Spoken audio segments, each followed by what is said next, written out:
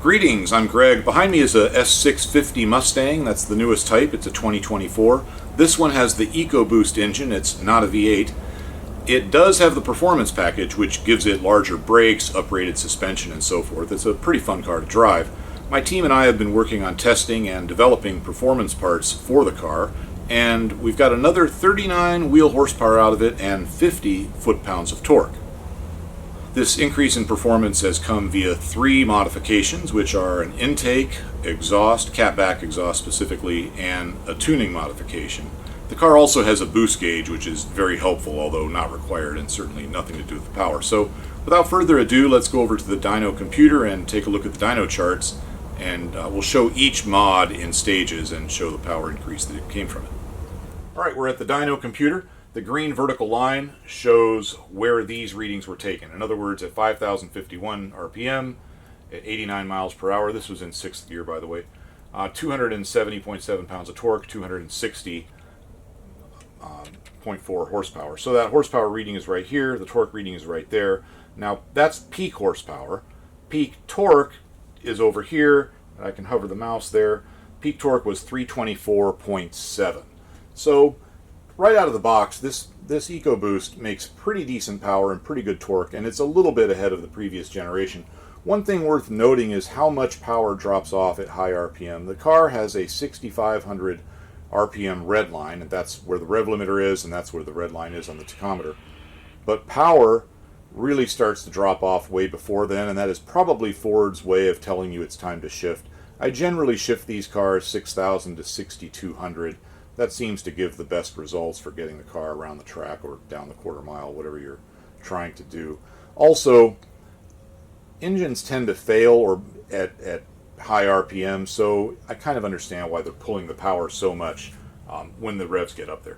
Now let's take a look at the first mod. This is a catback exhaust. It's the MagnaFlow catback exhaust, and it gives nominally a 15 horsepower increase. That is really good for a catback exhaust. I don't normally see results that big with this type of product. Usually it's 3 to 5 horsepower. 15 horsepower is really good. And the MagnaFlow exhaust sounds great. It's easy to install. It fits well. My only criticism is that it's made of 409 stainless. I would rather have had it be 304, but that's a really small criticism. Now, down at the left side of the chart, you'll notice that it appears the exhaust system is making less power there.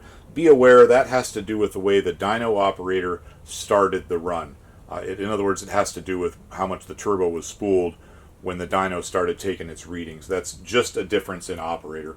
But by 2,800 RPM, the turbos are spooled equally, boost is equal, and the car with the MagnaFlow catback exhaust, well, the same car, but this car in this configuration with the MagnaFlow catback exhaust makes considerably more power, so I'm very happy with that result. Next up, I will put up the car with an exhaust and an intake system on it, and this is the Eurocompulsion V1 intake. It's a silicone tube that connects the turbo inlet to the air box. It rejects heat a little more effectively than the factory piece, a little bit smoother flow. It also looks really nice, and it comes with, or can be purchased with, I should say, a high flow drop-in filter. Drops into the stock air box, and it's washable and reusable. So it's a pretty good product. It's also reasonably priced. Now, it does not set the world on fire in power. The stock intake isn't bad, so there wasn't a whole lot to gain here. But it's every bit of 5 horsepower up in the high RPM range, and generally 2 or 3 low and mid range, and it's actually as much as 6 if you really look at it closely. Like, okay, right here, it's 268.6, and then 275.72. So you can do the math there and see it's actually a little over a 6 horsepower gain in the best spot. Now, the big mod is the tuning box, which changes the engine parameters. It is set up very conservatively, and it has 3 levels which can be switched. It can be switched off or to one of the 3 levels by pushing buttons on the device itself. It's very easy to use. And I'm going to pull that up now, and there we go. So just to clean this up, let me remove the stock run, and let me remove the exhaust only run. So now we're looking at the blue line, which is intake, exhaust, versus the red line, which is intake, exhaust, and tuning module. And you'll see the red line makes quite a bit more horsepower. It makes 299.6. Let me make the line red so it reads the red one, and move it right to the highest spot. Of course, it's going to take me a minute to find it. I don't remember where this was, but there we go. All right, peak horsepower 299.6, and peak torque way over here is 376.6, and that's below 3,000 RPM. So this combination gives the car a lot of power down low. Now, if it's in drive, that doesn't really matter because when you push the pedal to the floor, it downshifts into the optimal gear. But if you're going around the track with this car, as we have, and you're using it in track mode, and you're using the paddle shifters and shifting manually, there are a lot of times you're going to leave it in a certain gear and not bother downshifting just for smoothness of driving or to make it so you can focus on steering or whatever. And all this extra torque down in the low and mid range becomes very meaningful in that situation, and the car gets down any kind of track a whole lot faster with this setup.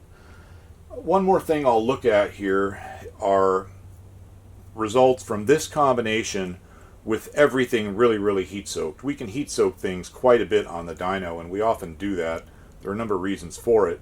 One reason is to make sure that we haven't messed up any of the factory protection that's in there. The car is supposed to pull back power if oil temps get out of limits or intake temps get beyond a certain range. Certainly coolant temps or other things. So let me show you those. For that, I'm going to eliminate the stock with exhaust and intake run and just leave this up.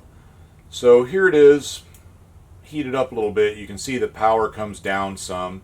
It's not terribly dramatic, just for reference, that's 292.4, 299.7, so power is dropping off there. And then we did one where it was just ridiculously heat soaked. Actually, I guess I could put these, all three of those up.